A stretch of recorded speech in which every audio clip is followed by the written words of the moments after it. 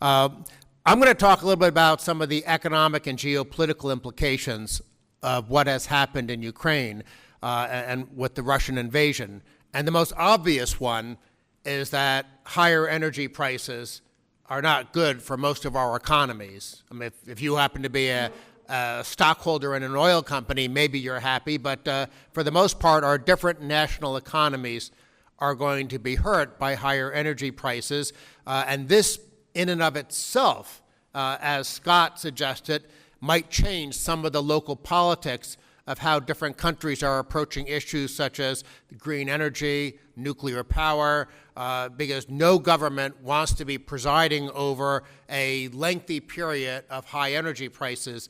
Now, we obviously can't really predict what's going to happen because we don't know whether this war is going to be over tomorrow or whether it's going to drag out into some long, protracted conflict with sanctions continuing and Putin wanting to use energy as a weapon, as a sort of a counter-sanction against Western nations. But the bottom line is we've already seen, I believe the United Kingdom is now planning on jump-starting the building of more nuclear power plants, and I suspect that other countries will probably reach that conclusion.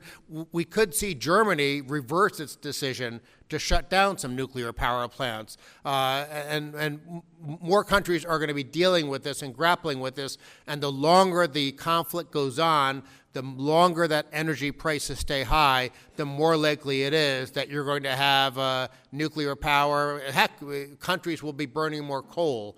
There are going to be things that are happening simply because of the bottom line economic pressures that exist in a world with uncertainty and military conflict involving a major oil-producing nation. Now, that's a good excuse to then jump into the issue of sanctions. Historically, economic sanctions against a country that is perceived as bad, economic sanctions have historically not worked very well for the simple reason that there's too much of an incentive for some countries not to go along. So if I guess the classic example, especially if you were an American, a US audience, I would talk about the sanctions against Cuba. Those sanctions are not very effective because almost every other country in the world trades freely with Cuba. But the U.S. maintains those sanctions simply because of domestic political considerations. Now, back when there was a Soviet Union and a Cold War, there was probably some underlying rationale for it. But today, I mean, Russia is not a good member of the international community, but there's no longer any danger of Russia projecting military aggression in the way the Soviet Union might have done. And so the question is, why do we have these sanctions? As I said, it's for political reasons. However, even though sanctions historically are not effective, and by the way, you could also cite the Iranian sanctions as another example of where there's almost always ways to get around it. It doesn't mean that Iran isn't hurt. It doesn't mean that Cuba doesn't suffer. But it's not a significant, crippling threat to an economy normally when there are sanctions. But one of the most surprising things about what has happened after Putin invaded Ukraine is that the sanctions are much more extensive and there's a much more unified approach on the part of the Western world than most people had expected. Now, it's not complete. There are still countries in Europe that feel they have no choice but to buy Russian energy. But the level of sanctions, the targeting of the oligarchs, the seizing of property, there are so many things that are happening at a much more unified and strong level than people expected, that Russia is suffering more than Iran, I believe, and certainly far more than Cuba has because of the U.S. embargo there. Now, the question then comes to mind, so what? People in Russia are suffering. Their economy is going to drop by an estimated 20%, and that's just a wild guess that economists have offered. Maybe it'll be 15, maybe it'll be 30. We are in new territory where we just don't know because we can't predict the future. But there's no question serious economic damage to Russia, and Putin sort of faces you could almost say life or death choice. Putin can't just retire and go away.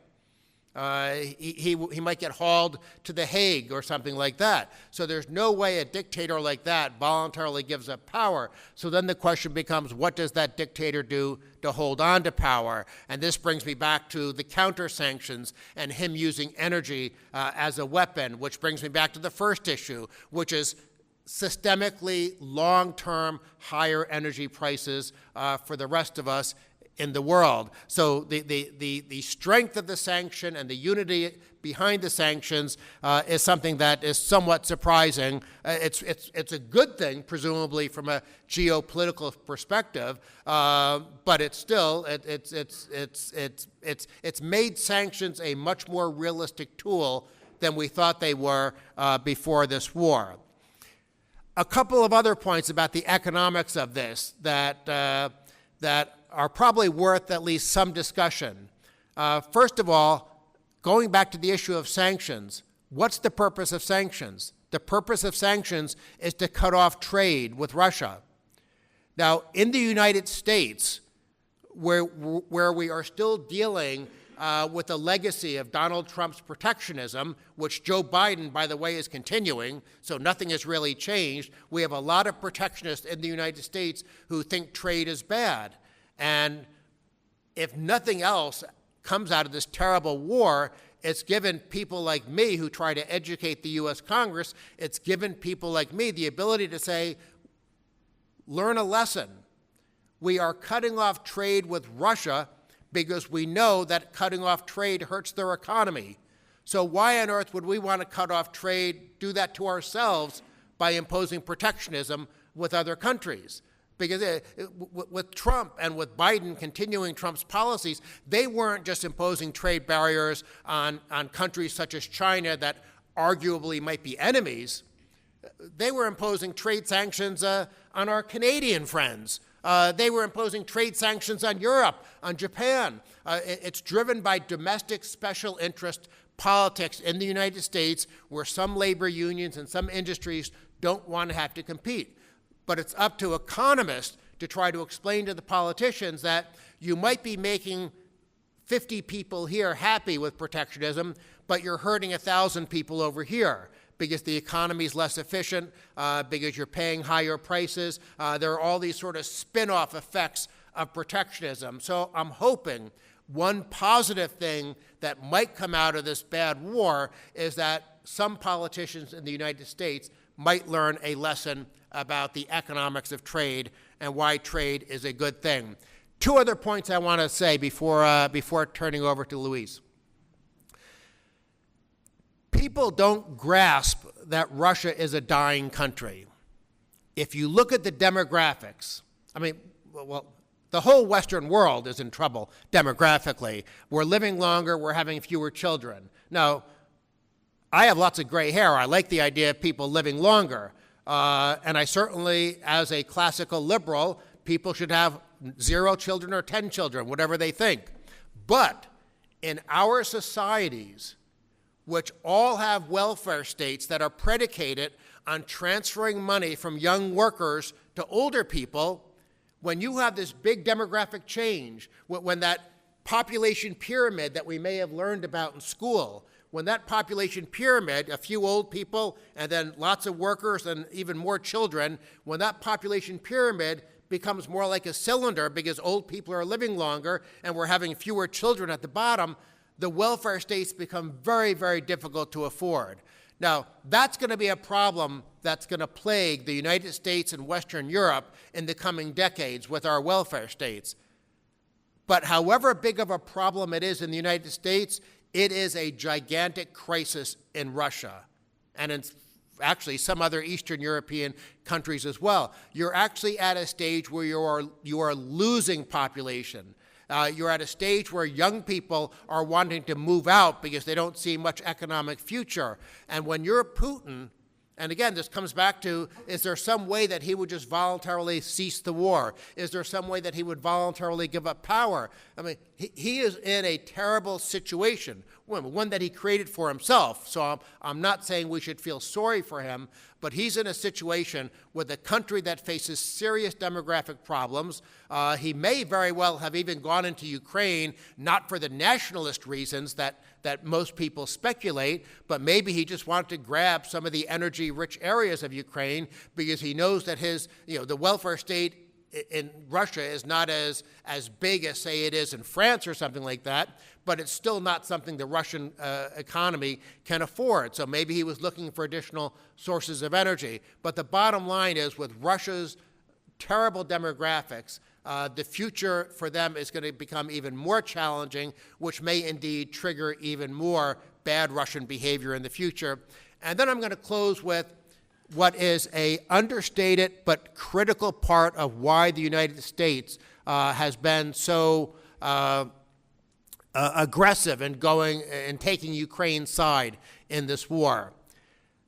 Most of the American foreign policy establishment wants to be very hard on Russia, not because they care about Ukraine, but because, as Scott already suggested, because they care about China. The idea is, and this is whether you're talking to Republican foreign policy experts or Democratic foreign policy experts, the fear is that if we don't come down hard on Russia, if we don't impose extensive sanctions on Russia, if we don't, in effect, make Russia an example, then China will see that as a green light to try to take over Taiwan. And unlike Russia, which has a tiny economy, all things considered, only the size of Canada's, even though it has, 8 times the population. So Russia's economy in global terms is small. China's economy is not. And China definitely has an imperialistic mindset where they do want to sort of replace the old Soviet Union in being a potential geopolitical enemy that has the ability to project force around the world, not just against immediate neighbors. And so there's a lot of concern, dramatic, and by the way, this is dramatically different than 10 years ago.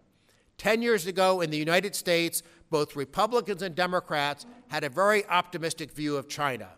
They thought, oh, isn't this great? China is beginning to liberalize their economy. They started adopting free market reforms way back in late 1970s, early 1980s, and they're going to evolve into a peaceful, democratic, prosperous country.